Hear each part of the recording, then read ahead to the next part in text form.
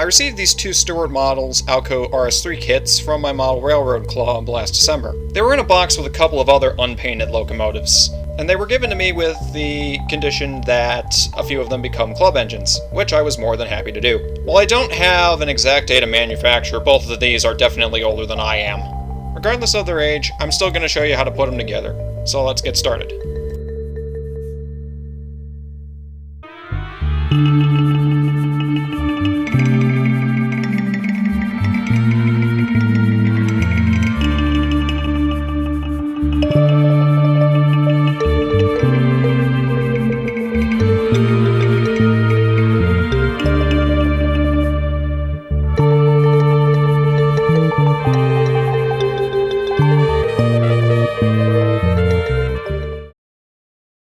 The Alco RS3 was a 4-axle, 1600 horsepower road switcher built by the American Locomotive Company from 1950 to 1956. A grand total of 1,418 were built, with some examples going as far as Brazil and Spain. There are many different variations of the RS3 over its 6-year production. However, the Stewart Hobbies model kit represents what it calls a Phase 1B. Everyone has a different system for classifying these because Alco didn't have one, so the first step to any model kit after removing the parts from the package is to use a hobby knife to remove the flashing from the plastic components. Flashing is material that was left over from when the part was molded and usually just scrapes right off. You're also going to want to do this to the little bit of plastic that connects the part to the sprue if it has one. Also, it's important to note you should always be careful with a hobby knife because you can easily cut yourself with it. Some of the first pieces that the instructions point out are the hood ends. There is one for the long hood and one for the short hood. The one for the long hood has a door in the middle, and the one for the short hood has the door offset to fit the brake wheel. On the back of the short hood there is a hole that you can drill out to fit the handbrake wheel. Some RS3s had this moved around, but most from the factory had it on the back. Another crucial component is the frame. This might come a little bit bent out of shape in the package, so I advise just very lightly kind of bending it back into shape. The instructions say to put in the short end of the hood first. This will judge where the rest of the superstructure goes. Of course, using plastic cement also helps so that, it stays together. Just don't breathe it. The instructions suggest that you use one of the hood sides to make sure that the end is square, and to make sure that it is on the side that has only 2 holes for the handrail stanchions and not several. It also says that you should not cement the side of the hood in place at this time. After you set the frame with the hood end inside to dry, the instructions say that you should prepare the battery boxes. Make sure when you cement the step in that the side with the slight taper to it is on the bottom. If you don't do this, it'll be upside down.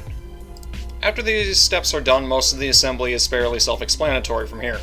The instructions recommend you swing the front hood end into the frame, and then cement the other side of the locomotive in.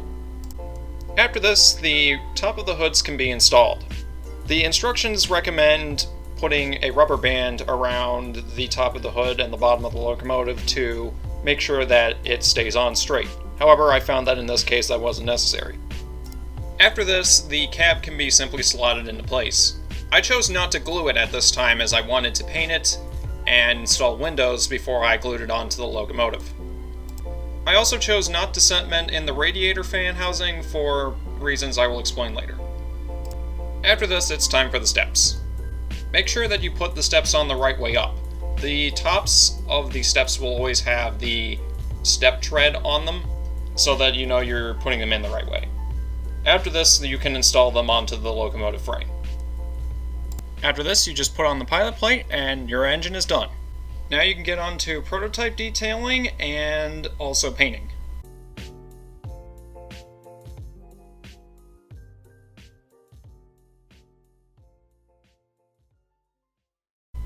Now this locomotive I have decided to detail and paint to represent Erie Western number 1602.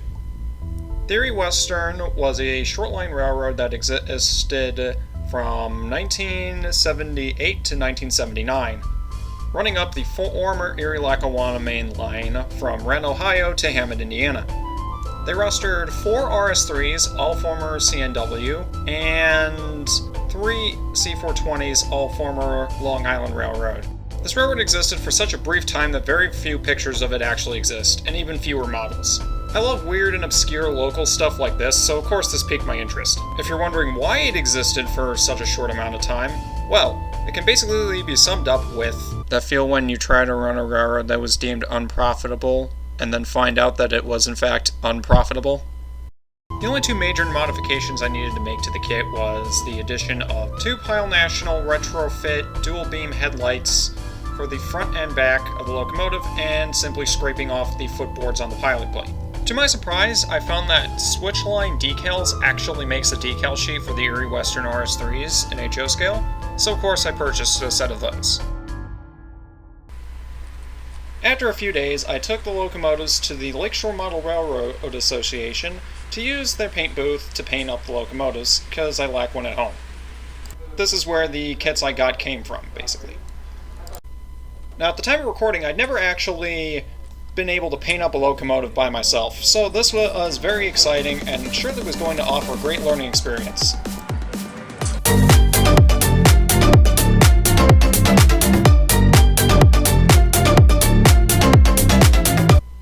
So yeah, it turns out the paint booth didn't exactly work, and this was only found out after I had sprayed the model several times with paint. So, please forgive my slightly redneck solution, but this actually turned out to work pretty decently. The engine is primarily 2 colors, so I decided to use a rattle can on this because I don't have an airbrush. And when you're trying to paint a locomotive, never try to do the base coat with a brush. It's just horrible. I then covered up the parts of the locomotive I wanted to keep white with masking tape, and proceeded to paint the frame black. The result was a mostly white locomotive with a black frame. Now it was on to the decals.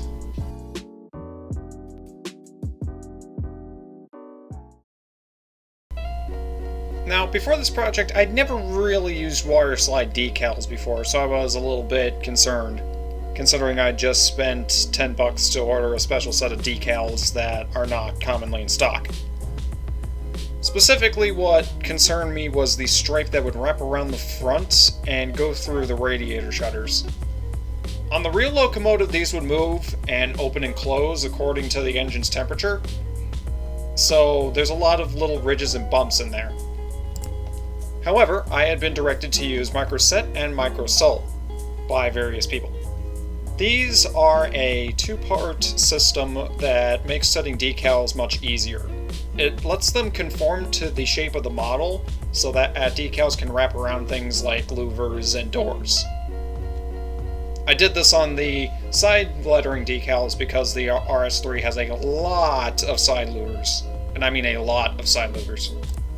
I neglected to record any of this because it really required my utmost concentration to try and get these straight, but I did get them on mostly correct.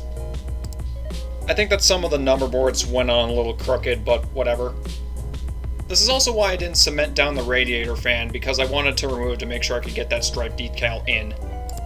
Oh yeah, and pro tip about microset and microsol. Be very, very sparing with how you use microsol and wait for the previous application to dry before you add more. Also use them in a well-ventilated area.